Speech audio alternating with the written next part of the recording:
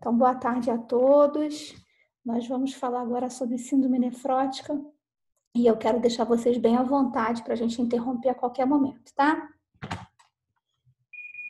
Então, vamos lá. A referência bibliográfica aqui eu trago para vocês, né? O Harrison e o UpToDate, que é uma referência que o que tiver diferente do livro, na verdade, está na aula, tá? Então, depois eu posso disponibilizar os slides lá no AVA, vocês vão ter aula também, né? Tem algumas informações que são mais atuais e que os livros acabam não acompanhando, tá?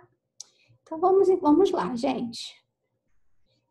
Começo aqui com esse slide, onde a gente sumariza a apresentação das glomerulopatias, né?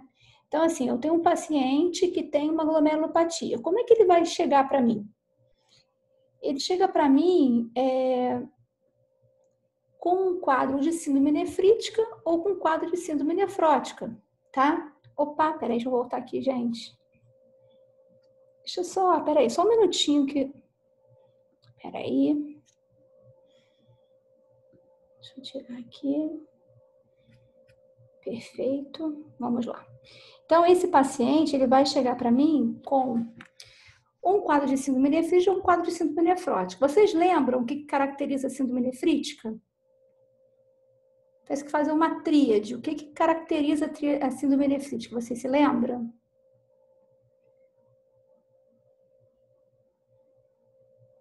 Vamos lá, gente.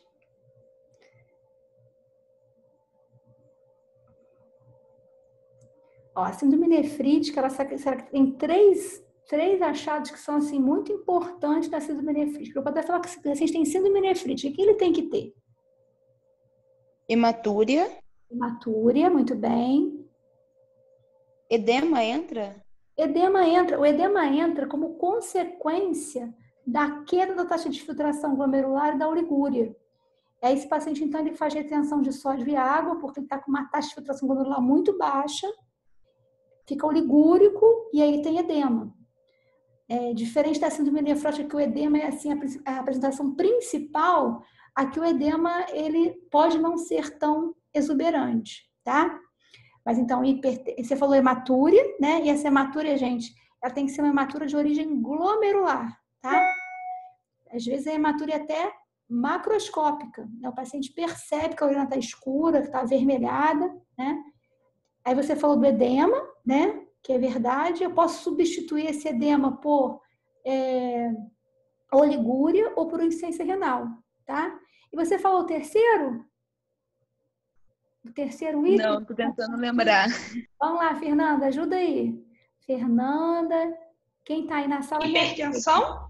Hipertensão, muito bem, Luísa, hipertensão. Então, isso vocês juntas aí conseguiram lembrar, né? Então, ó, hematura de origem glomerular, a hipertensão e o edema. Sendo que o edema, a gente pode, na verdade, entender ele como consequente a uma queda abrupta da taxa de filtração glomerular, que se manifesta com ligúria e edema, tá? Posso ter um quadro mais leve e um quadro mais severo.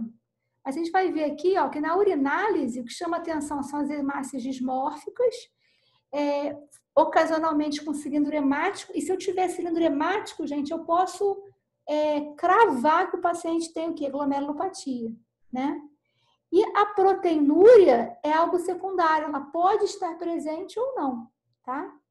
E aí, se ela estiver presente na síndrome nefrítica leve, geralmente é abaixo de 1,5 gramas, e na síndrome nefrítica mais severa, aí aqui eu vou ter hematúria, né? Essa hematúria pode vir com cilindros hemáticos, né? Que melhor ainda. Essa hematúria é sempre hematúria de origem glomerular, então hemácias dismórficas. Posso ter cilindro hemático, o que me facilita o diagnóstico, né? Da origem dessa hematúria. E na síndrome nefrítica severa, eu posso ter até mesmo proteinúria maciça, mas eu posso ter, tá? O padrão histológico na síndrome nefrítica leve, eu vou ter um processo inflamatório dos glomérulos, mas acometendo menos de 50% dos glomérulos.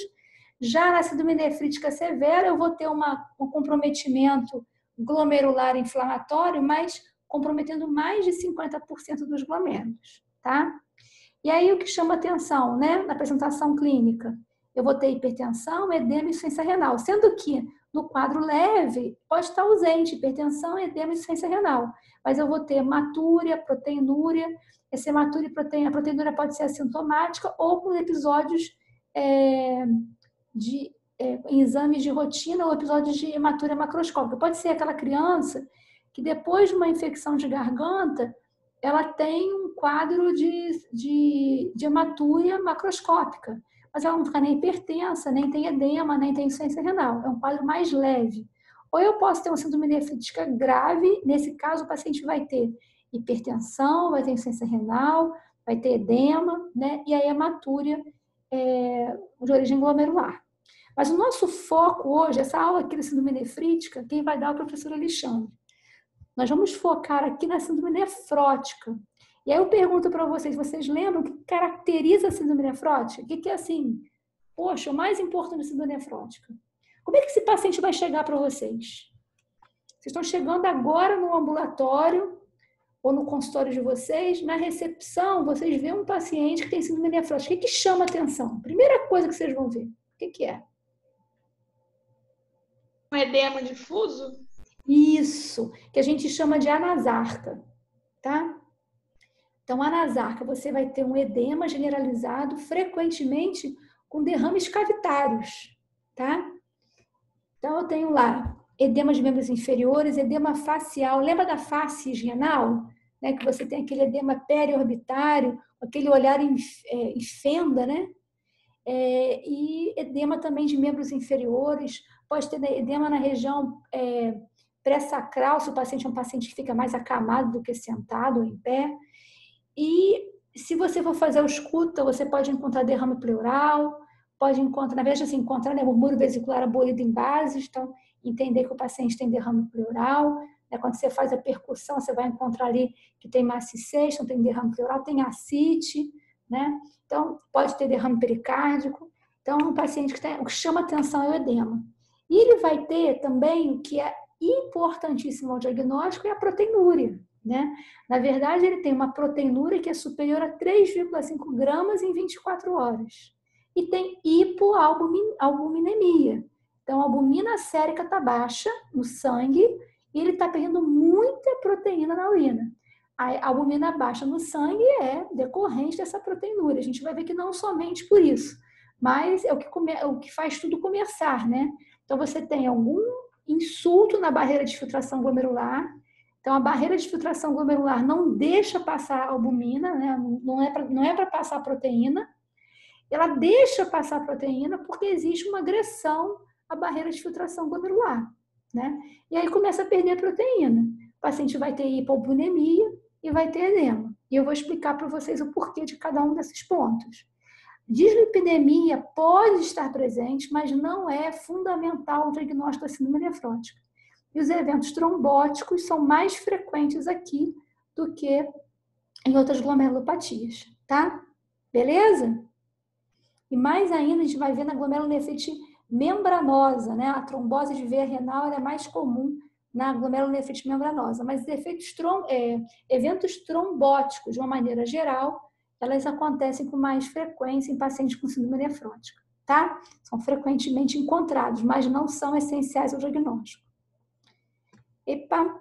Então, agora a gente vai falar sobre a síndrome nefrótica. Vamos focar agora na síndrome nefrótica. Como eu disse para vocês, é uma condição edematosa. Então, a gente tem edema. Esse edema a gente vai explicar melhor, mas a gente tem hipoalbuminemia secundária à proteinúria. E a gente vai ter edema. O que é hipoalbuminemia? Né? No sangue, a albumina do sangue vai estar abaixo de 3 gramas por decilitro. O normal da albumina no sangue é de 3,5 a 5 gramas por decilitro. Lembrar que decilitro é 10ª parte do litro. Significa que em 100 ml de plasma, eu tenho o quê? Menos de 3 gramas de albumina. Então, a albumina está baixa, tinha que ter entre 3,5 e 5 gramas. E a proteinúria em 24 horas é superior a 3,5 gramas no adulto. Na criança, é superior a 50 miligramas por quilo de peso por dia, tá? Como eu disse, os eventos trombóticos são frequentes E a hipercolesterolemia e hipertrigliceridemia, elas são frequentes também, mas não são essenciais ao diagnóstico. Agora, presta atenção, gente. Síndrome nefrótica é proteinúria, hipominemia e edema, não é isso? Então, eu tenho lá o paciente que chega no seu consultório com fascite renal, edema de membros inferiores. Ele pode ter ortopneia? Pode, porque ele pode ter o quê? Derrame pleural, né? E aí ele tem ali uma certa restrição respiratória, pode sim, senhor, ter, né? Pode ter derrame em cavidade abdominal, que é a ascite. Agora, esse é o quadro típico, né? Agora, ele pode ter componentes nefríticos. Um paciente que tem todo o quadro florido de síndrome nefrótica, ele pode ter componentes nefríticos. Quais são esses componentes nefríticos? Hipertensão, hematura e insuficiência renal. Então, preste atenção, gente. O quadro típico é de síndrome nefrótica. Então, edema, hipominemia e proteinúria. Mas ele pode estar hipertenso, ou pode ter uma hematúria de origem glomerular, ou ainda ter um aumento da creatinina sérica. Isso inviabiliza o diagnóstico de síndrome nefrótica? Não. Então, eu posso falar que ele tem um componente nefrítico num paciente com síndrome nefrótica, tá? Vamos em frente, então, galera. Aqui, só para lembrar vocês, né, do sinal do cacifo. Lembra o sinal de Godet? Normalmente, a gente faz com o polegar. A gente comprime ele por cerca de 10 segundos, né? E avalia se vai formar, então, essa depressão bem visível aqui, né? Que é o sinal de cacifo. Como é que é o edema do paciente com a síndrome nefrótica? É um edema mole, então é facilmente depressível, né? E ele é elástico, ele volta com rapidez, né? Então, está relacionado à hipominemia, esse edema elástico. Diferente, por exemplo, do edema que aparece no paciente com linfedema, por exemplo, que é um edema duro, né? E ele é pouco inelástico, né? Ele volta bem mais devagar, né? Então, essa característica do edema do paciente com síndrome nefrótica, tá? Bem, o edema ele pode ser explicado por 2 mecanismos possíveis. A teoria do Underfield e a teoria da reabsorção primária de sódio em túbulos coletores. Deixa eu explicar para vocês. Gente, vocês estão todo mundo entendendo? Até aqui está tudo legal? Qualquer coisa é só falar que a gente volta, a gente repete, tá? Fiquem bem à vontade. Na teoria do Underfield, né, como é que a gente explica o edema? A gente tem que pensar em volume intravascular efetivo. Quando eu tenho proteinúria, né, isso vai levar à hipominemia. A gente vai ver que na síndrome nefrótica também o fígado ele tem dificuldade em repor a albumina que é perdida ali. Existe uma perda pela barreira de filtração glomerular, então isso gera uma hipominemia, que poderia ser reposta pelo fígado, mas a gente vai ver adiante que isso não acontece como deveria acontecer. Enfim, gera-se uma hipominemia severa. E aí isso leva a saída do fluido para o espaço intersticial, levando então à redução da pressão oncótica, né? Na verdade, por redução da pressão oncótica, na verdade, a hipominemia severa leva a uma redução da pressão oncótica dentro do vaso, e aí reduzindo a pressão hidrostática, oncótica dentro do vaso, começa a perder líquido. Deixa eu repetir isso aqui para ficar bem claro, gente. Se eu tenho um paciente que está com hipominemia, o que eu espero que aconteça? Que reduza a pressão oncótica. Reduzida a pressão oncótica, ela segura o líquido dentro do vaso. Acaba diminuindo ali, então começa a transudar o líquido, teoricamente, sair de dentro do vaso e ir para o interstício.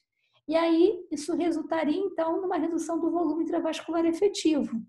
E a ativação do sistema renina-angiotensina-aldosterona, do sistema nervoso simpático, do ADH e maior reabsorção tubular de sódio, devido à menor sensibilidade ao fator natriurético atrial. Tudo isso com a intenção de restituir o volume intravascular. Entenderam? Então, assim, a hipominemia faz com que haja menor pressão oncótica, segura menos líquido dentro do vaso, diminui o volume intravascular efetivo. Então, todos esses mecanismos são ativados para reter sódio e água e fazer com que o volume intravascular efetivo seja restituído. Então, isso que a gente falou aqui, ó. proteinúria levando a hipovolemia, reduzindo a pressão oncótica, reduzindo o volume intravascular efetivo, ativando sistema de angiotensina-aldosterona, sistema nervoso simpático, provocando aumento da secreção de ADH por mecanismos não osmóticos, né, que retém água livre, e menor sensibilidade ao fator natriurético atrial, né, com maior reabsorção tubular de sódio. Tudo isso leva a fazer o quê? Leva à retenção de sódio e água, tá? Agora, gente, sempre que eu tiver, olha, eu falei para vocês lá atrás que eu tenho duas teorias para explicar por que eu tenho edema. Sempre que eu tiver duas teorias, dois mecanismos para explicar a mesma coisa, é porque tem problema, né? Eu não estou conseguindo explicar com um só. Então, não é possível explicar o edema somente com a teoria do Underfield, pois na maioria dos pacientes eu tenho queda da albumina sérica intravascular, levando à diminuição da pressão oncótica intravascular? Tenho. Mas eu também tenho redução da concentração de proteína no líquido intersticial. Portanto, eu não teria uma diferença entre a pressão oncótica dentro do vaso e a pressão oncótica no interstício. E o que faz o líquido sair de um lugar e para o outro é justamente essa diferença de pressão. Se eu tiver uma queda da pressão oncótica dentro do vaso, mas também tiver uma diminuição da pressão oncótica no interstício, o líquido não vai se mobilizar. Então, dessa forma, considerando essa situação, o fluido não escapa para o interstício e não haveria, então, redução do volume intravascular, que é a condição sine qua non para que todos aqueles mecanismos sejam ativados, né? Então, a teoria da retenção direta renal de sódio, ela vem explicar por que, então, que tem paciente que eu tenho... Isso, assim, tudo é feito de forma experimental, né, gente? A gente não faz isso no dia a dia. Mas consegue explicar por que, então, que a gente tem edema, mesmo que a pressão oncótica se reduza nos dois compartimentos. Então, o que a gente entende? Que ocorre, na verdade, a reabsorção de sódio primariamente dos túbulos coletores. Então, no paciente com síndrome nefrótica, há um defeito lá no nível de túbulos coletores e começa a haver reabsorção de sódio. Isso ajuda a gente a explicar por que eu posso usar diurético num paciente com síndrome nefrótica. Porque, olha só, se a outra teoria do Underfield fosse realmente absoluta, você imagina, eu vou ter um paciente com volume intravascular efetivo muito depletado para poder fazer com que esses mecanismos sejam ativados. Quando eu uso diurético, eu diminuo ainda mais o volume intravascular efetivo. E aí esse paciente poderia chocar, né? E isso não acontece. Então, assim eu consigo explicar por que a gente pode usar diurético para tratar o edema desses pacientes sem causar uma depressão excessiva do volume intravascular da maioria dos pacientes, tá? Gente, até aqui tudo legal? Vocês estão tão quietinhos, espero que vocês estejam aí, estejam entendendo tudo direitinho. Qualquer coisa é só falar. Na maioria dos assim, eu vou falar agora sobre hipovolemia, né? Bem, como eu falei para vocês, por que eu tenho hipovolemia? Porque eu tenho um aumento da excreção urinária de proteína. Então, eu tenho perda proteica por excreção urinária, né? Por quebra daquela proteção que eu tenho da barreira de filtração glomerular. Essa barreira de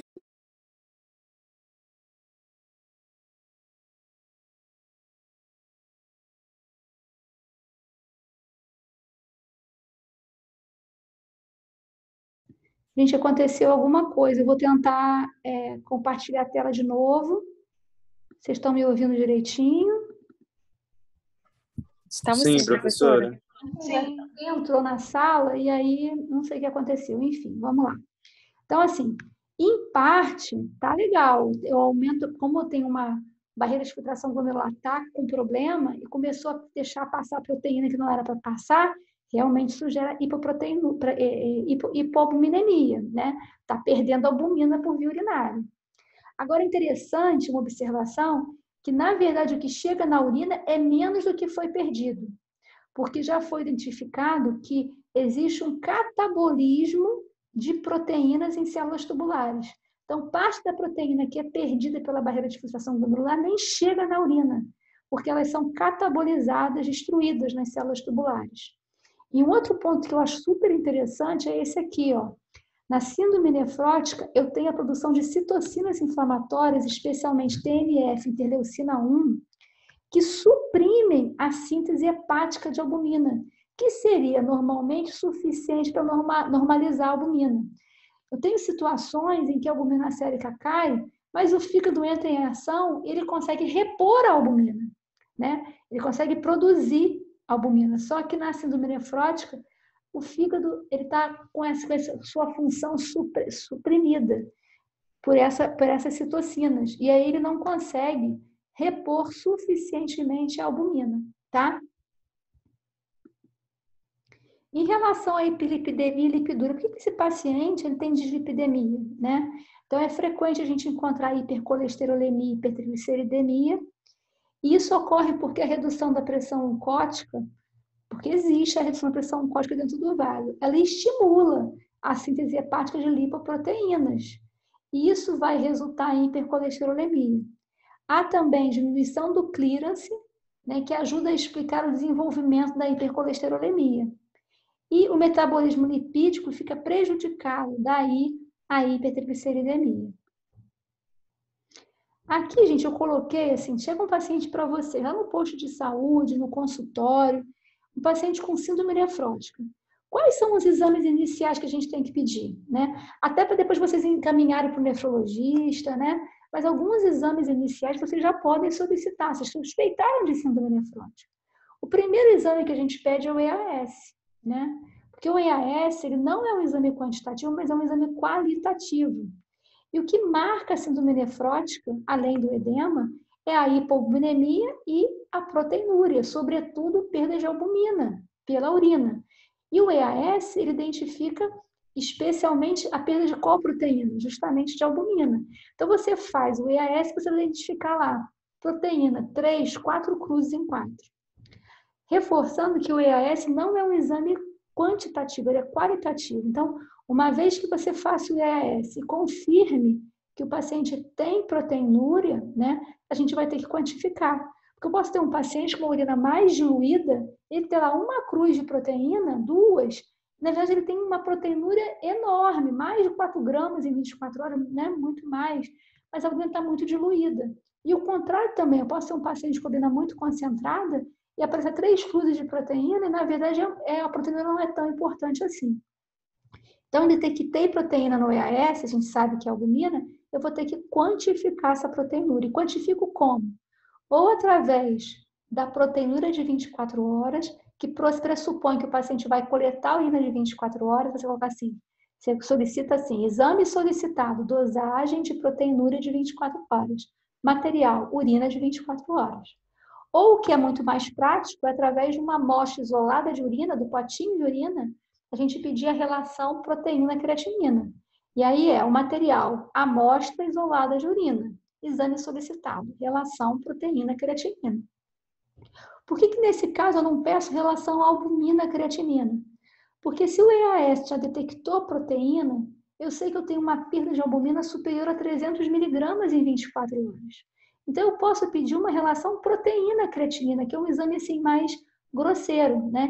Enquanto a relação albumina-creatinina utiliza um método mais sensível. Eu não preciso, eu posso até fazer, mas eu não preciso. Eu posso fazer um exame com uma técnica mais grosseira, uma vez que eu já sei que essa perda de proteína é superior a 300 miligramas em 24 horas, tá? Vou dosar a albumina sérica, então eu peço lá dosagem de proteína total e frações. Uma alternativa, dependendo da sua realidade, se for possível, ao invés de pedir dosagem de proteína total e frações, onde você vai dosar a albumina e a globulina, e aí te interessa nesse caso a dosagem da albumina sérica, você pode solicitar eletroforese de proteínas séricas.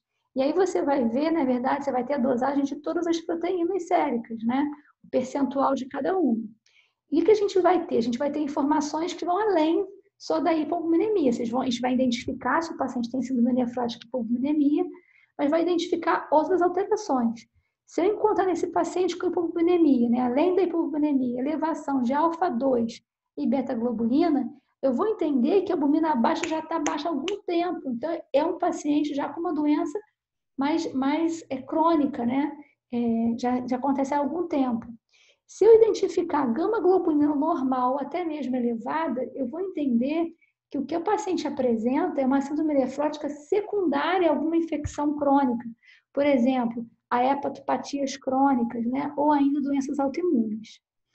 Vou pedir a creatinina sérica para avaliar a função renal, lipidograma, né? Já que frequentemente esse paciente também tem dislipidemia, e a glicose em jejum, especialmente porque esses pacientes frequentemente utilizam corticoide que alteram a glicose, e porque eu posso ter um paciente com diabetes, com nefropatia diabética, quer dizer, comprometimento renal pelo diabetes, que se manifesta com síndrome nefrótica.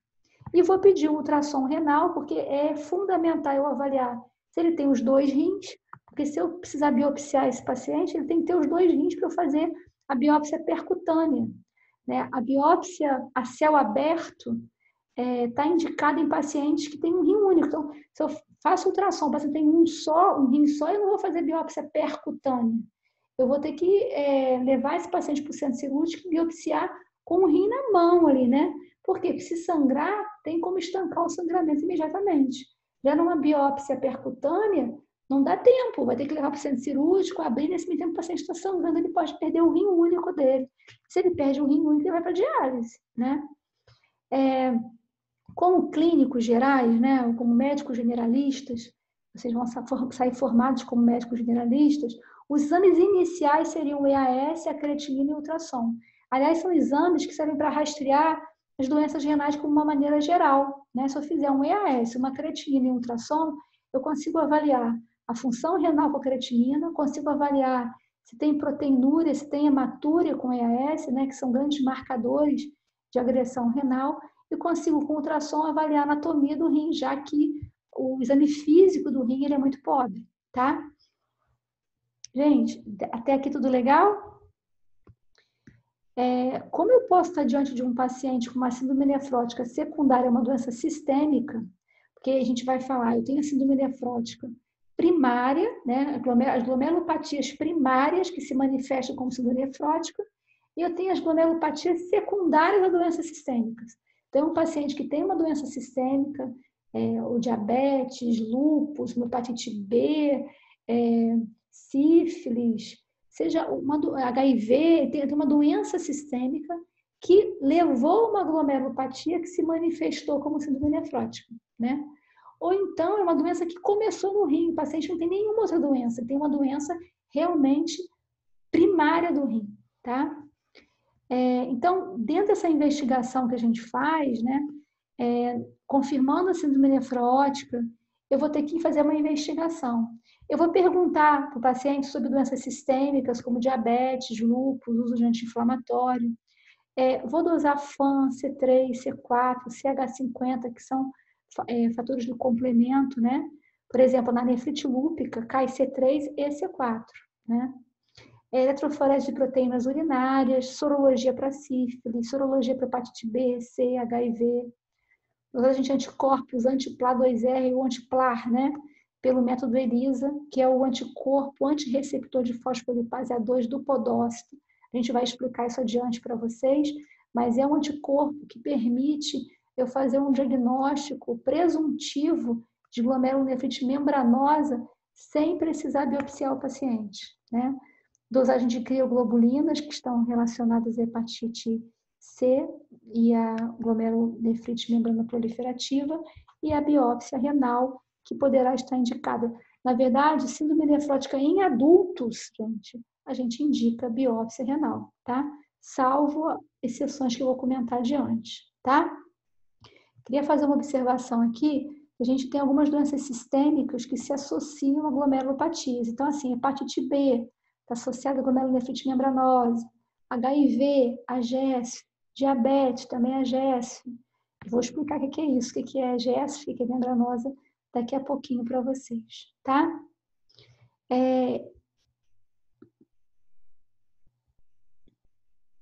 Como é que é o sedimento urinário de um paciente com síndrome nefrótica, né?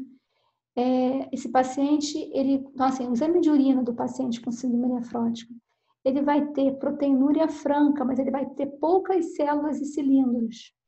Então, é um exame de urina, gente, a gente chama em inglês de blunt, B-L-U-N-T. Praticamente não tem célula nenhuma. A gente vai fazer aquela fitinha de imersão urinária a gente faz antes de fazer o sedimento, com 3, 4 cruzes de proteína. Mas o sedimento urinário, ele praticamente não tem célula alguma, né? E quando a gente tem ali cilindros, né, e algumas células, pode ser que a gente encontre gordura.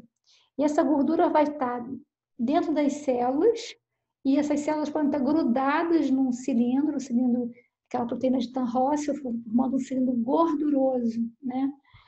Ou essa gordurinha, ela pode estar aprisionada em células epiteliais, são os corpos gordurosos, ou livres na urina. E podem também estar presos diretamente no cilindro, tá? Vou mostrar para vocês a imagem adiante. E sob luz polarizada, ele tem esse aspecto de cruz de Malta. Olha só essa imagem aqui, gente. Isso aqui é um cilindro. E tá vendo? Tá cheio de gotinhas aqui, são gotículas de gordura. Se você não prestar muita atenção, você pode parecer que são hemácias grudadinhas nesse cilindro. Como é que eu sei que não são hemácias? Porque as hemácias costumam ter um tamanho igual. Elas podem até ser irregulares e tal, mas o tamanho é igual. Né? E aqui a gente vê o tamanho dessa gotícula de gordura, o tamanhico dessa aqui pequenininha, né?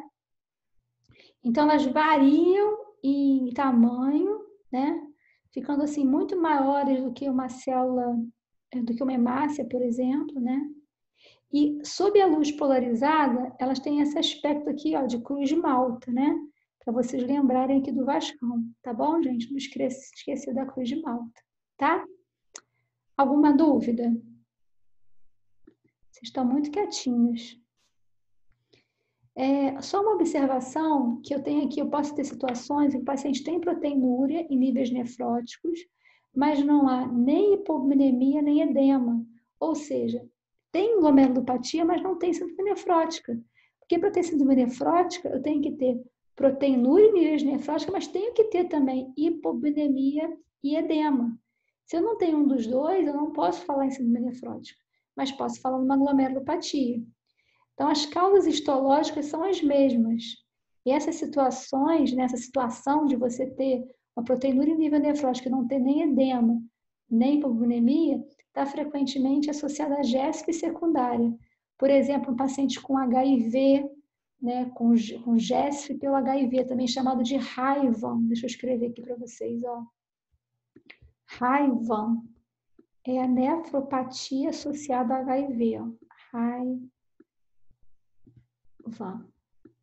De trás para frente, nefropatia associada ao HIV.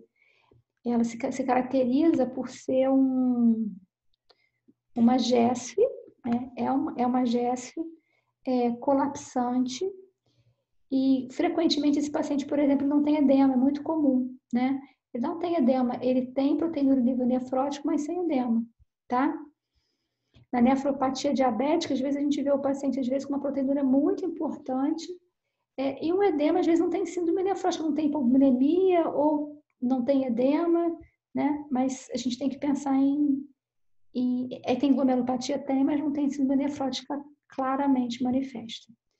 E aqui, então, só para lembrar que eu posso ter doenças sistêmicas, né? Que comprometem o glomérulo, então, causam uma glomerulopatia que se manifestam clinicamente com síndrome nefrótica. Então, o principal aqui é o diabetes mellitus, né? Então, diabetes leva a nefropatia diabética, que pode se manifestar ou não como síndrome nefrótica, né? Amiloidose, uso de algumas drogas ou medicamentos como captopril, anti-inflamatório, câncer, né? Linfomas, HIV, hepatite B, sífilis, estossomose, obesidade, uso de heroína, são todas situações que podem levar a glomerulopatias que se manifestem como síndrome nefrótica. Gente, eu vou fazer um intervalo agora. Que horas são agora? São 17 horas e 6 minutos. A gente vai voltar às 5h15, tá? 5h15 a gente volta para a gente continuar agora na próxima parte da aula, onde eu vou falar sobre doença das lesões mínimas, sobre glomerulosclerose segmentar e focal e sobre glomerulonefrite membranosa, tá bom? Então, o nosso próximo assunto aqui é fazer um intervalinho para vocês. Até já!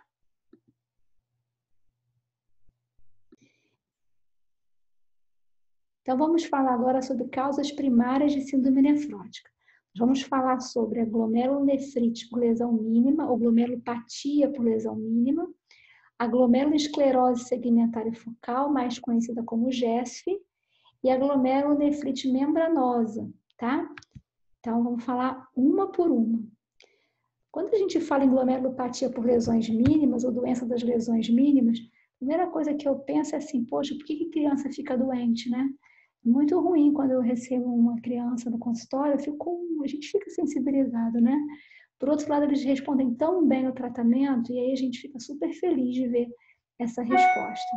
A primeira consideração que eu preciso falar para vocês é que a maior causa de síndrome nefrótica em crianças ocorre por glomerulopatia por lesões mínimas. Então, quando eu tenho crianças com menos de 10 anos, 90% delas tem glomerulopatia por lesão mínima. Então, assim, uma criança com menos de 10 anos com síndrome nefrótica, eu posso quase que apostar que é lesão mínima. E dessa forma, eu posso tratar sem biopsiar. Um outro ponto é que eles respondem muito bem a corticoide. Então, eu já sei qual é o tratamento, já sei qual provavelmente vai ser a resposta, que costuma ser muito boa, e não biopsio por conta disso, a não ser que esse paciente não tenha a evolução que eu espero. Aí, nesses casos, eu vou ter que biopsiar, tá? E esse nome, doença das lesões mínimas, ou glomerulopatia por lesões mínimas, foi adotado porque a descoberta da doença aconteceu num momento em que a gente não tinha ainda microscopia eletrônica, apenas microscopia óptica. E a microscopia óptica é normal na histopatologia, né, de uma criança com glomerulopatia por lesão mínima. Então, depois que se descobriu a microscopia eletrônica, né, e teve acesso à imagem da microscopia eletrônica, que é formidável, a gente viu que, na verdade, existe a fusão dos pés dos podócitos, tá? Que é o que caracteriza, do ponto de vista histológico, a glomerulopatia por lesão mínima. Para vocês lembrarem, né? Saudade da histologia? Então, aí a gente está vendo aqui um glomérulo. Então, sabe esse rosinha aqui, gente? Esse rosinha aqui é massa, olha. Está dentro da alça capilar glomerular, dentro da luz do capilar. Lembra? Ó? O glomérulo é formado, tem arteríola aferente, aí a arteríola aferente vai dar origem a um sistema capilar, né, que são os capilares glomerulares, e depois eu tenho a arteríola eferente, né? Tenho a cápsula de Bowman, que vai receber ultrafiltrado, né, e que vai desembocar no túbulo contornado proximal, tá? Então, de dentro para fora, o sangue passa aqui, ó, dentro da luz do capilar glomerular, né? Aí, de dentro para fora, tem a luz do capilar glomerular, tenho a célula endotelial, que eu não vou conseguir ver muito bem aqui na microscopia óptica, né? Essa célula endotelial ela vai estar apoiada numa membrana basal e eu vou ter, finalmente, aqui dá para ver o podócito, que imagem bonitinha. Aqui os podócitos, que são as células epiteliais viscerais que abraçam externamente ali, né, as alças capilares glomerulares. E aqui eu tenho a cápsula de Bowman, né, o folheto parietal, né, que é células epiteliais parietais, são pavimentosas e formam a cápsula de Bowman. E aqui o espaço de Bowman propriamente dito, tá?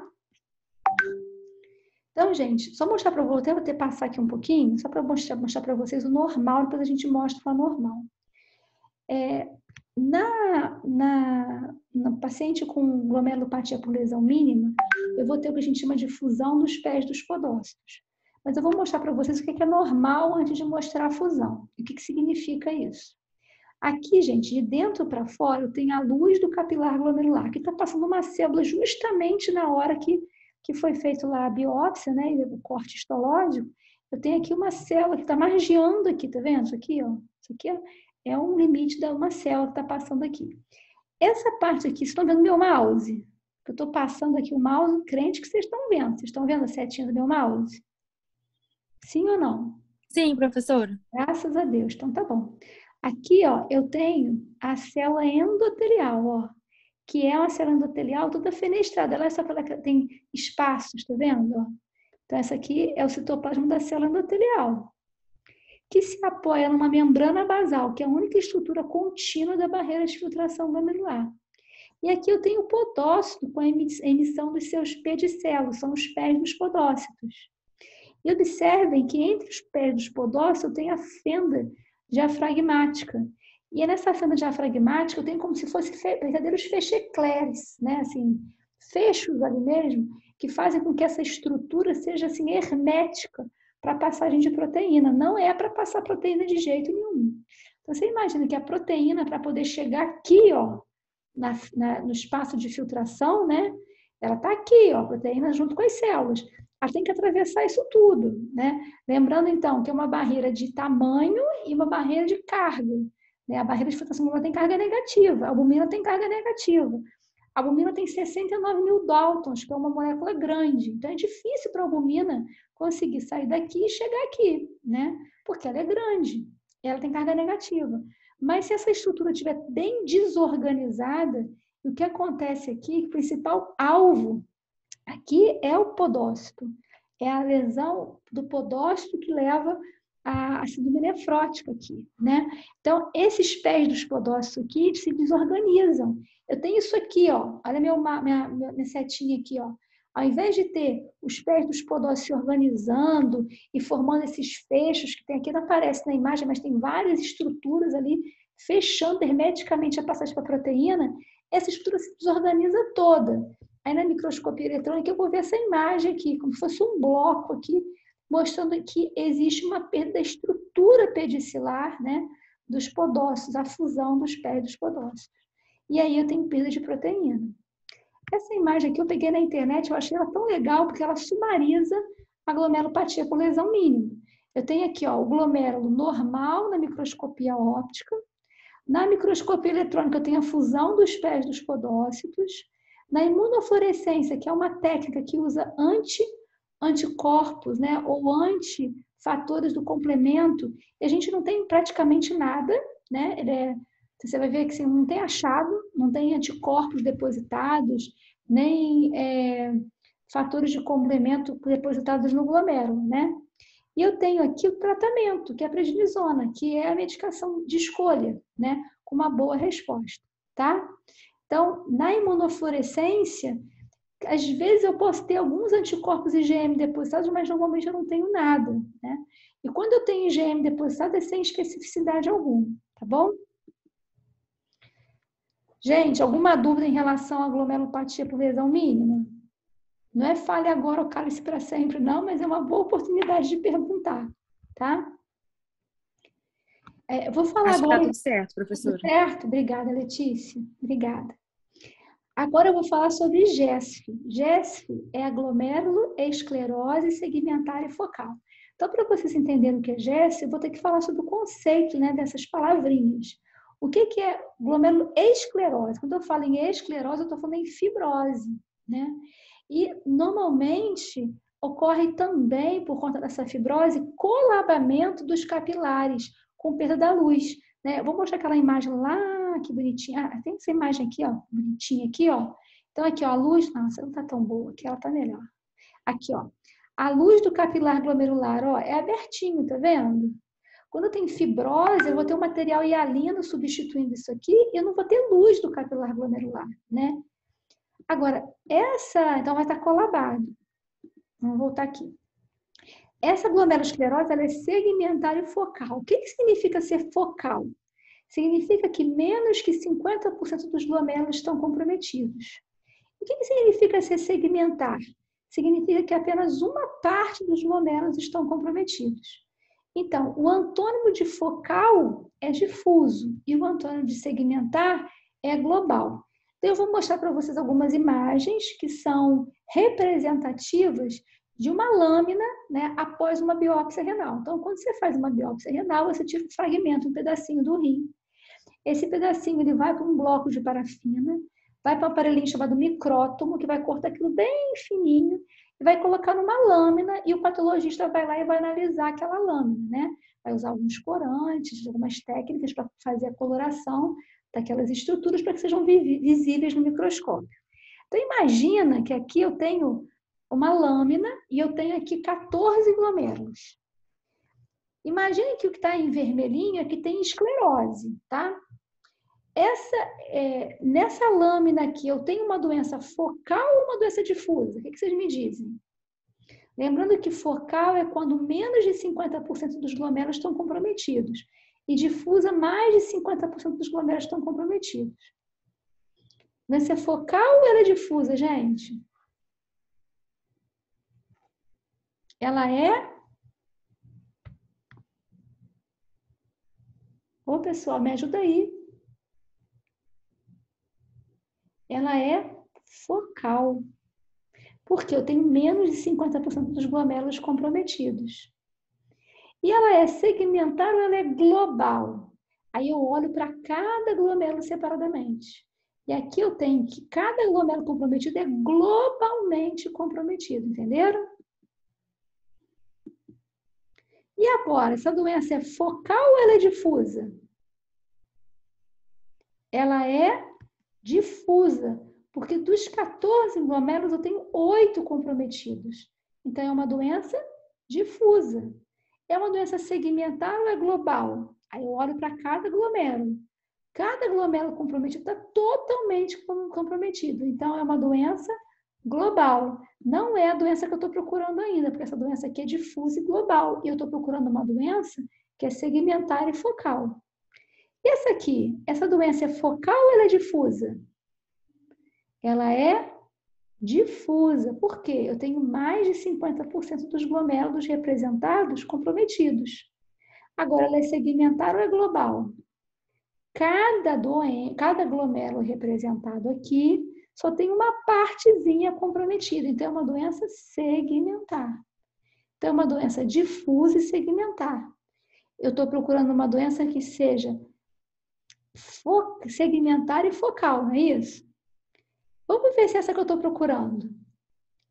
Essa doença é focal ou ela é difusa? Ela é focal, porque eu tenho menos de 50% dos glomérulos comprometidos. E quando eu olho para cada glomérulo, eu vejo que ela é segmentar, porque apenas uma parte de cada glomérulo está comprometida. Essa aqui é a doença que eu estou procurando. É uma doença segmentar e focal. E aí eu faço uma observação que numa doença segmentar e focal, eu posso ter, se eu não fizer uma biópsia bem representativa, o ideal é que a biópsia tenha pelo menos 10 glomérulos, e eu faço uma biópsia e pegue só 6 glomérulos, por exemplo, eu posso pegar 6 glomérulos absolutamente normais. Na microscopia óptica vão estar normais. E aí eu posso achar que o paciente tem o quê? Uma glomerulopatia por lesão mínima. E mais, olha que interessante. Na microscopia eletrônica, o achado da glomerulosclerose segmentar e focal e da lesão mínima é idêntica, é fusão dos pés dos podócitos. Então, eu tenho que ter muita atenção quando eu for biopsiar um paciente, né, com síndrome nefrótica e ter uma quantidade mínima de glomérulos para que realmente seja representativa da doença que eu estou buscando, tá? Entenderam isso, gente? Bem, espero que sim. Vou falar agora sobre a glomerulosclerose segmentar e focal, né? Ela se apresenta como síndrome nefrótica, acometendo principalmente jovens e adultos jovens. Em 25% a 50% dos pacientes, eles já têm aumento da creatinina sérica no momento do diagnóstico, ou seja, já tem redução da função renal no diagnóstico. Evolui em muitos casos, em 6 a 8 anos, para diálise ou transplante. Então, evolui para cronicidade e necessidade de diálise e transplante num tempo relativamente curto. E é bem comum a presença de componentes nefríticos, como hipertensão e hematúria. Isso acontece mais frequentemente aqui na GES do que na lesão mínima e na membranosa, que costumam ser quadros de síndrome nefrótica chapado, sem componentes nefríticos associados. Pra vocês terem noção, a hematúria, ela acontece em 80% dos pacientes, isso já na apresentação, tá? Recorre em alta frequência no rim pós-transplante. Então, o paciente transplanta no rim que o paciente recebe, ele pode ter recorrência da GES, tá? Apresentam clusters familiares, mais de um caso na mesma família, e o tratamento é controverso, mas o tratamento mais utilizado é corticosteroide em altas doses por 2 a 3 meses. É a causa mais comum de síndrome nefrótica. Nos Estados Unidos, 25% dos pacientes com síndrome nefrótica têm GESF, sendo 50% em negros, né?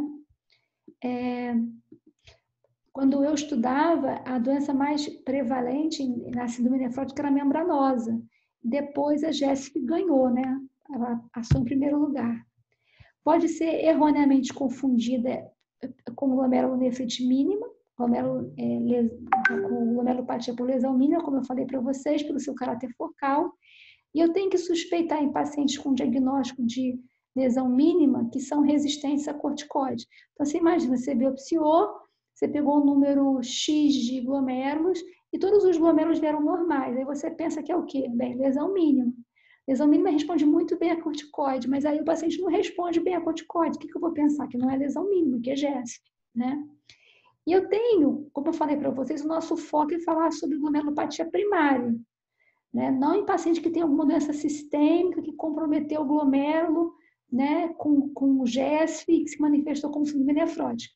Mas eu vou, ao longo da aula, eu vou falando para vocês algumas doenças sistêmicas que se correlacionam com essas glomerulopatias.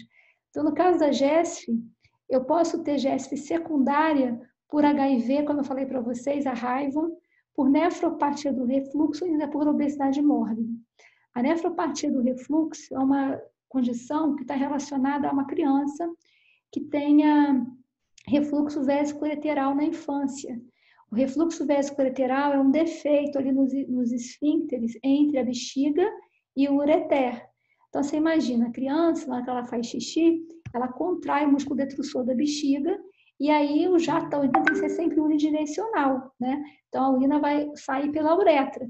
E as duas portinhas, né, da bexiga para os ureteres têm que fechar nesse momento da contração. Para a urina só sair pela uretra e não voltar pelos ureteres, né? Porque quando você faz a contração. Então, a criança normal é assim que acontece. Na criança que tem refluxo vesicolateral, os esfíncteres uni ou bilateralmente estão comprometidos. E aí, quando a bexiga contrai, uma parte sai pela uretra, uma parte sobe para os rins, né? E aí, essa criança sempre vai ter um resíduo urinário. Isso favorece a infecção urinária de repetição, especialmente pielonefrite de repetição. E aí, essa urina infectada sobe para os rins de criança que está em formação ainda desses rins, leva a uma deformidade, a formação de cicatrizes corticais nesses rins, né? E na fase adulta, a criança agora já vai ter na fase adulta a nefropatia do refluxo, né? Que na histologia, na histopatologia, a gente vai ter o quê? Glomerulosclerose segmentária focal. E nesses casos, como eu disse anteriormente, normalmente o paciente não tem aquela síndrome nefrótica. Ele pode ter uma proteinúria até em níveis nefróticos, mas não vai ter edema, não vai ter hipovolemia, mas comumente é assim, tá? E a GESP também se relaciona, por exemplo, ao diabetes, né? É uma outra situação de doença sistêmica relacionada à GESP e à nefropatia diabética.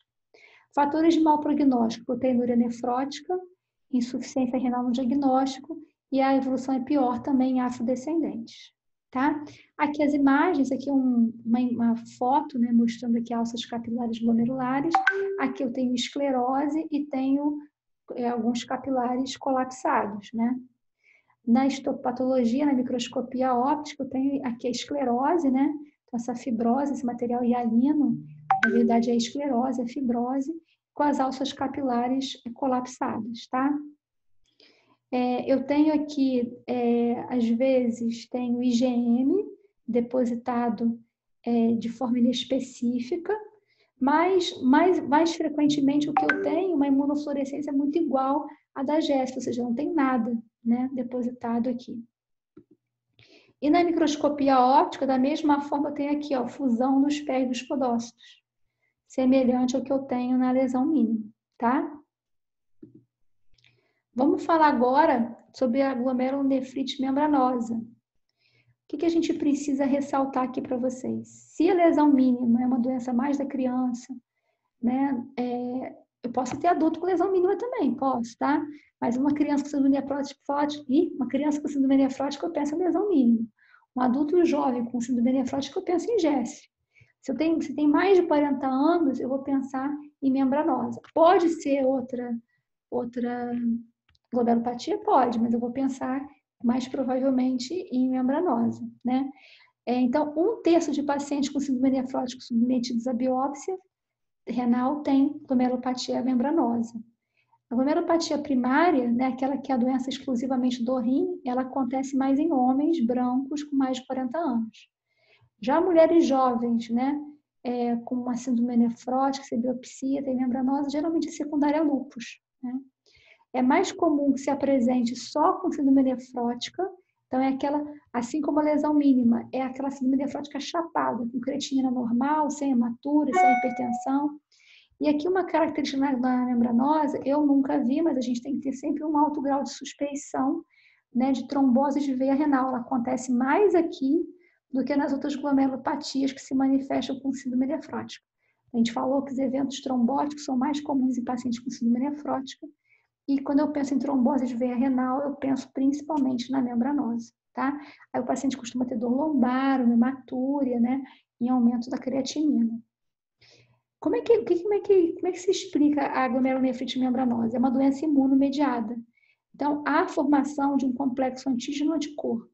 Esse antígeno pode ser um antígeno da própria estrutura glomerular ou pode ser um antígeno circulante, né? Geralmente é um antígeno tem que ser pequenininho com uma carga positiva. Tem que ser um antígeno catiônico e pequeno, para ele conseguir atravessar em parte a barreira de filtração glomerular e se depositar abaixo do podócito, por isso que a gente fala que ele é subepitelial, porque o podócito é célula epitelial visceral. Então, esse antígeno ele vai até embaixo ali do podócito, se deposita, e aí vem o anticorpo e forma um imunocomplexo ali, tá? Ou o antígeno faz parte dessa estrutura ali, tá? Então, experimentalmente, foi visto que esses imunocomplexos ativam o complemento e formam um complexo de ataque à membrana. E isso vai desencadear alguns problemas, né? Então, isso vai levar à perda da integridade do diafragma das fendas de filtração. Lembra que eu falei para vocês que entre um podócito, um pedicelo, né, um pé do podócito e outro, eu tenho essas fendas de filtração. E ali eu tenho como se fossem verdadeiros fechecler, né? Como se fossem fechos ali, que são esses diafragmas da fenda de filtração. Então, há uma desorganização, uma perda da integridade, e aí começa a perder proteína, né? E ainda o espessamento da membrana basal, porque é o excesso de produção do colágeno tipo 4 e de laminina pelo podócito lesado. A gente vai ver que é uma característica da membranosa, não é à toa que chama membranosa, esse espessamento da membrana basal, tá? Os antígenos, né? Aqui eu tenho alguns antígenos que são próprios da estrutura glomerular, né? Por exemplo, o receptor fosfolipase A2, que já tem aplicação na clínica, na prática clínica, é uma estrutura do podócito. Tem esses outros dois antígenos que já foram identificados, a trombospondina 1, 7A e o NEL1.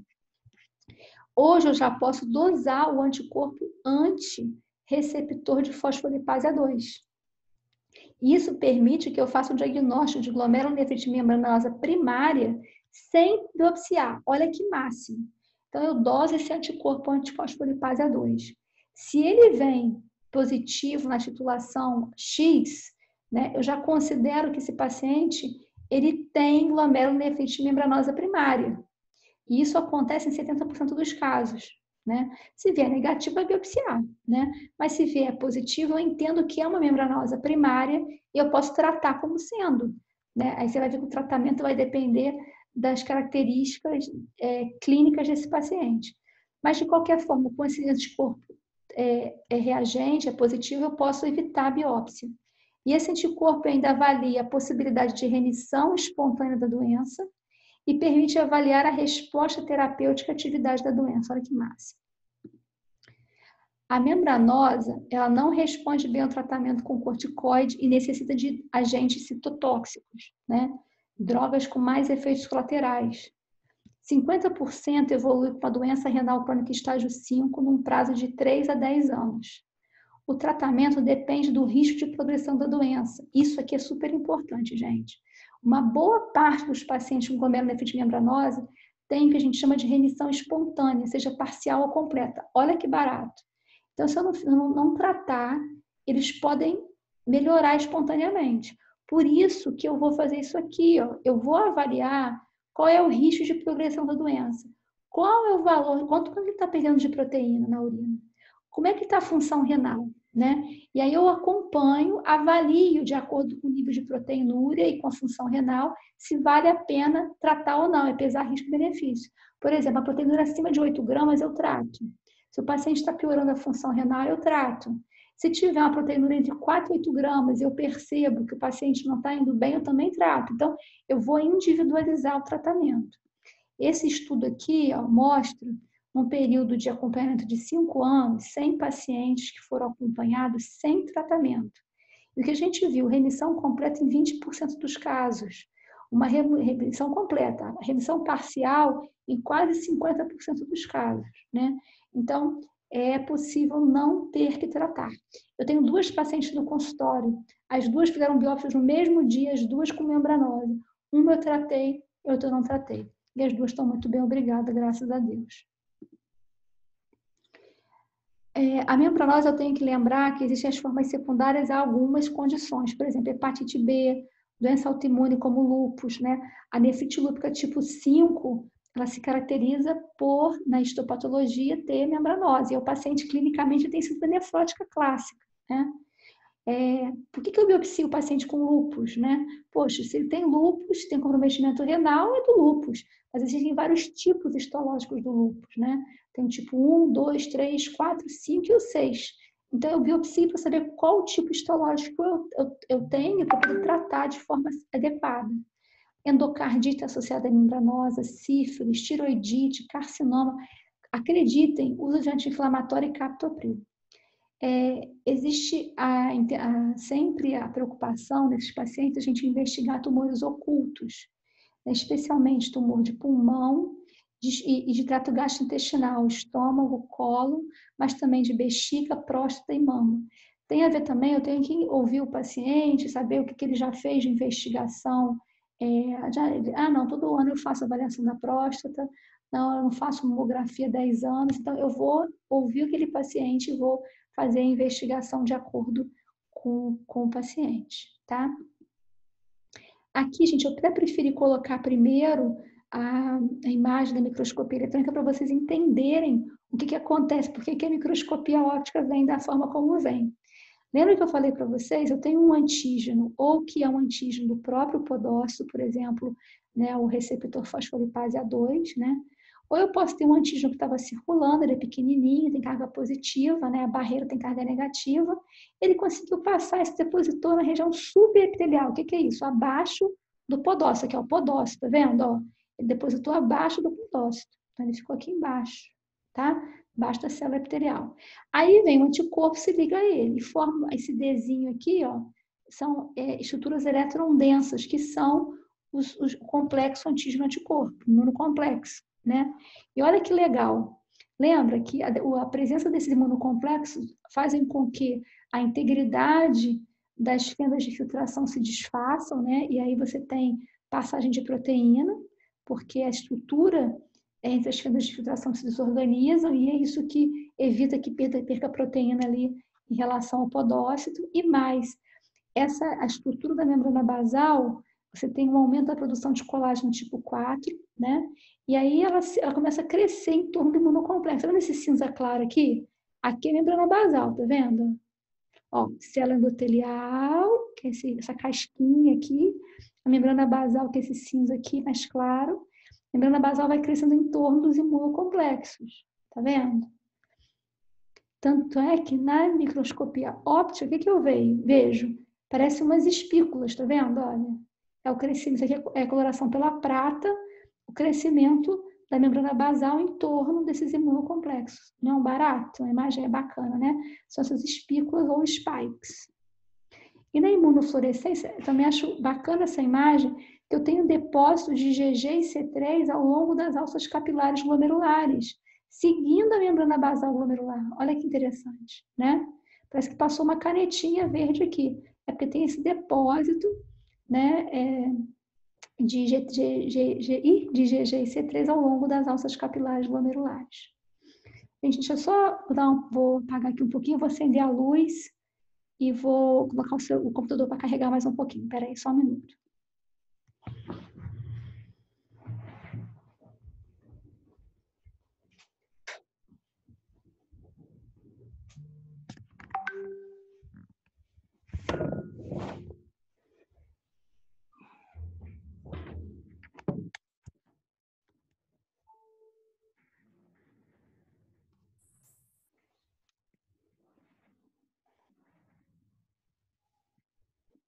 Beleza, gente, vamos continuar então. Aqui uma observação, né? Eu acho que é muito importante que vocês saibam quanto é que a gente faz biópsia renal nesses pacientes. Em adulto, incluindo o paciente com lúpus, a gente vai biopsiar, né? Quando é que eu não biopsio? E vou biopsiar também quando o paciente tem uma proteinúria acima de 1 grama. Mesmo que eu não tenha síndrome nefrótica clássica, tem proteinúria acima de 1 grama, eu biopsio. Eu não biopsio crianças, não biopsio pacientes que têm diabetes com evolução típica. Então, assim, nefropatia diabética, diabético há 30 anos, tem retinopatia diabética. Você vai vendo direitinho o paciente que foi aumentando a proteinúria, aquela evolução muito típica, né? Você não vai biopsiar. Neoplasia previamente diagnosticadas, você não biopsia. E se o paciente tiver doenças sistêmicas, que eu possa biopsiar um tecido mais superficial, por exemplo, paciente com amiloidose que tem lesão cutânea, né? Aí você biopsia a pele, não precisa fazer biópsia renal, entendeu? Fez o diagnóstico de uma forma menos invasiva. Outra questão também, você pode não biopsiar quando você tiver o anticorpo anti-PLA2R positivo, né, na titulação de acordo com o kit, né? E aí você pode entender o seguinte, bem, eu não preciso biopsiar porque é uma membranosa primária, então eu posso tratar como sendo membranosa primária, ou não tratar, né? Dependendo da situação, eu posso até não tratar, tá? Aí eu trouxe um caso clínico para vocês, quero ver se vocês querem me ajudar a resolver. Vocês estão aí? Podemos? Vamos lá, gente. Quem está aí? Oi, professora, vamos sim. Vamos lá, Bruno. Então me ajuda, Bruno. Ó, eu estou com um paciente de 26 anos, do sexo masculino, procura um cardiologista porque deseja retomar atividade esportiva. Isso aqui é caso real, tá? É verdade mesmo, paciente meu. Assintomático, ele foi no cardiologista porque ele queria fazer natação. Sem comorbidades ou internações prévias, o cardiologista o avaliou, não identificou nenhuma alteração no exame físico, solicitou alguns exames complementares e aí, para surpresa de todo mundo, veio uma creatina de 2,5 e um EAS com 2 cruzes de albumina. Aí ele veio para mim. Durante a consulta, eu perguntei para ele, ele falou que tinha espuma na urina há mais ou menos 1 ano. E no exame físico, a pressão arterial estava 130 por 100. Ele não tinha edema. Então, um paciente jovem, com aumento de creatinina, 2,5, com EAS com 2 cruzes de albumina e hipertensão arterial. Aí eu pedi novos exames, né?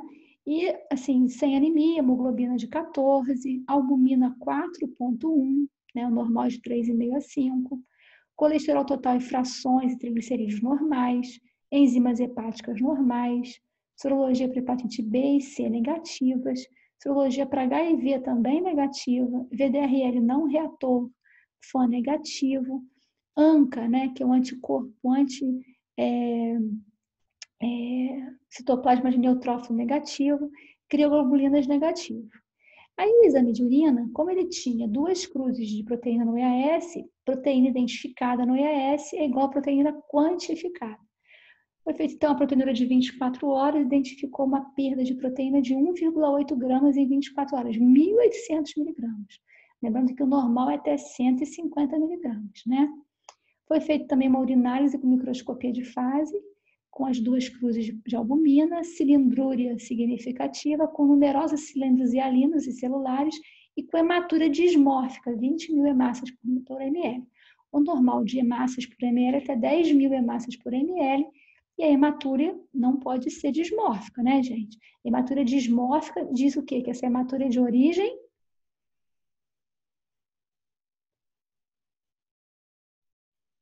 glomerular. Isso aí, João Paulo, excelente. E o volume urinário? O que vocês me dizem do volume urinário do paciente, gente? Tá ótimo, não tá?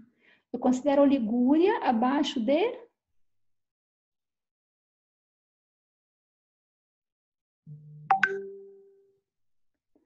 Gente, abaixo de 500 ou 400 ml por dia, tá? Tem livro que fala 500, tem livro que fala 400 ml em 24 horas. Então, o volume urinário está preservado. Aí foram feitos ainda alguns exames, né? Um ultrassom de abdômen mostrando o rim direito com 9,5 centímetros, o esquerdo com 10 centímetros, com a relação cosmomedular preservada, no entanto, com aumento discreto da ecogenicidade cortical. Então, assim, apesar do córtex ainda ter uma relação cosmomedular preservada, ficar atento, já tem sinais que está querendo cronificar, né, gente? Ainda não está. Fígado, vias biliares, pâncreas, baço, sem alterações apreciáveis. Raio-x de tórax sem alteração. Eletrocardiograma, ritmo sinusal, frequência cardíaca 75 batimentos por minuto, sem alterações apreciáveis e um fundo de olho normal.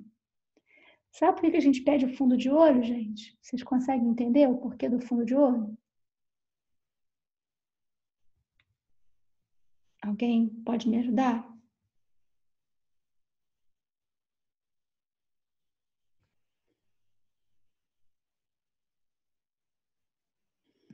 Ó, eu tenho um paciente jovem. Ah, peraí, me colocou no bate-papo aqui. Retinopatia. Beleza, Bruna, é isso mesmo, ó. Eu peço isso aí, exatamente. Eu peço o fundo de olho porque esse é um paciente jovem que está hipertenso. A minha dúvida é, será que ele tem uma creatina de 2,5? Será que ele tem uma hipertensão secundária à doença renal? Ou será que ele tem uma hipertensão há muito tempo e por isso tem comprometimento renal? Porque a hipertensão a longa data, ela pode comprometer a função renal. Por outro lado, o paciente com insuficiência renal pode ficar hipertenso pela insuficiência renal. E aí, quando eu faço o fundo de olho e não encontro retinopatia, o que eu entendo? Bem, então esse paciente não deve ser hipertenso há tanto tempo. Deve ser, na verdade, uma hipertensão secundária à doença renal, de instalação mais recente. Por quê? Se o paciente tem hipertensão há muito tempo e por isso machucou os rins, comprometeu a sua função renal, isso não é uma exclusividade dos rins. Isso também aconteceu em outros órgãos. Então, ele vai ter comprometimento da retina também. No fundo, por que a gente pediu eletrocardiograma? Porque no eletro ele vai ter o quê? Hipertrofia ventricular esquerda. Então, eu vou encontrar em outros órgãos-alvo da hipertensão consequências dessa hipertensão a longa data. Entenderam? E aí eu tenho duas perguntas para você. Qual o diagnóstico mais pertinente ao caso? Responde para mim no bate-papo, por favor.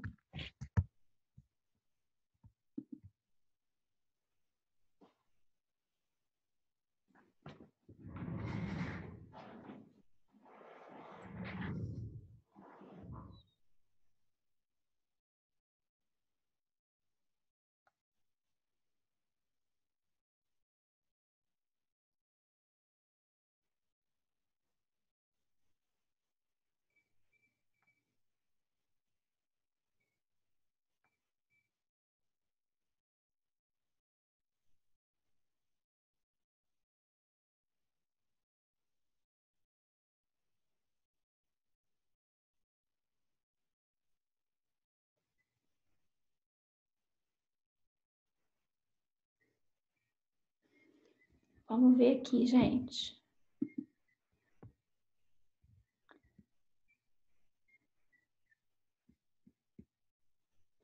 Oh, resposta letra B. Muito bem. Isso aí. Ótimo, gente. Ótimo. Vou perguntar uma coisa para vocês. Vocês acham que esse paciente tem síndrome nefrótica? Sim ou não? Esse paciente, vou voltar aqui. Esse paciente tem síndrome nefrótica?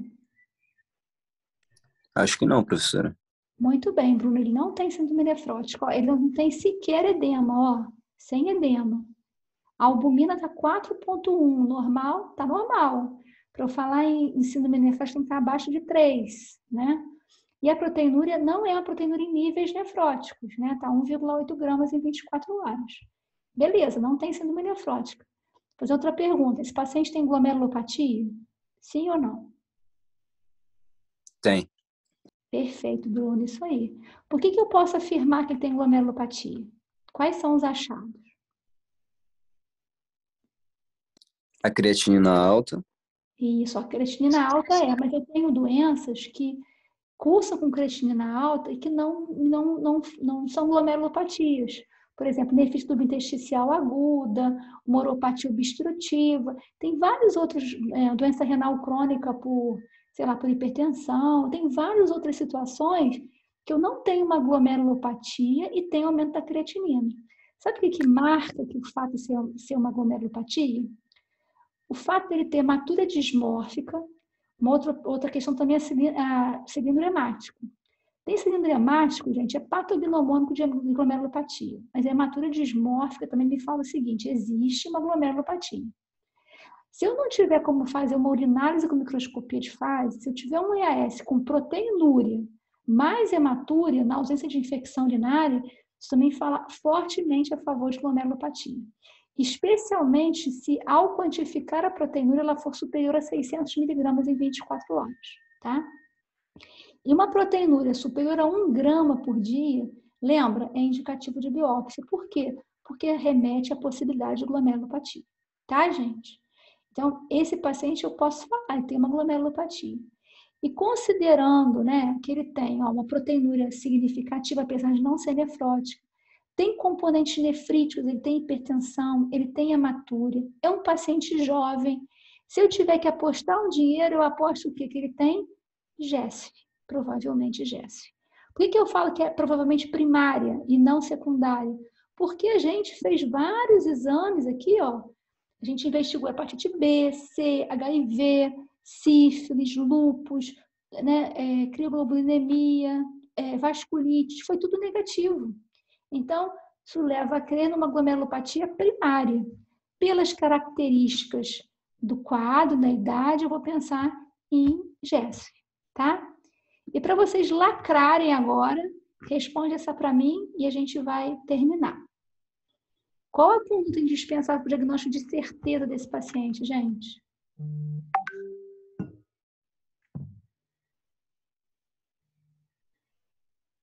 Pode falar ou pode escrever no bate-papo, por favor.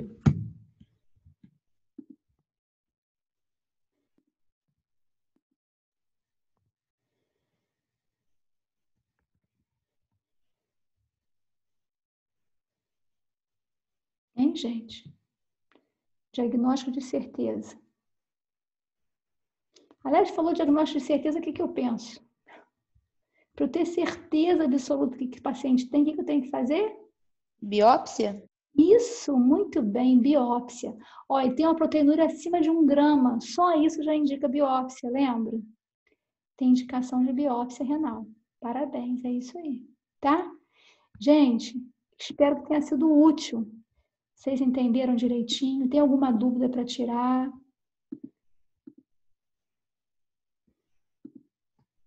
Hein? Ó, Obrigado, professora. Excelente aula, viu? obrigada a vocês. Ó, eu vou abrir a chamada aqui. Opa, por favor, coloque. Eu que agradeço a atenção de vocês. Desculpa que às vezes é um pouco estranho, a gente não sabe se vocês estão prestando atenção, se vocês estão aqui, mas eu espero que tenha sido útil para vocês. A gente está à disposição, tá? Um grande abraço, uma ótima semana, tá? Até a próxima.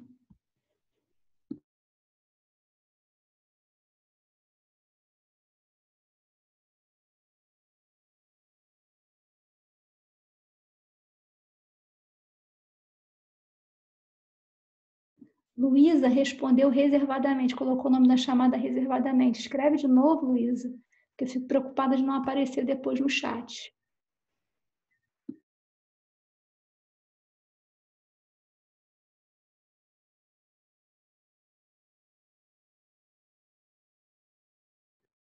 Respondi, professora, foi sem querer.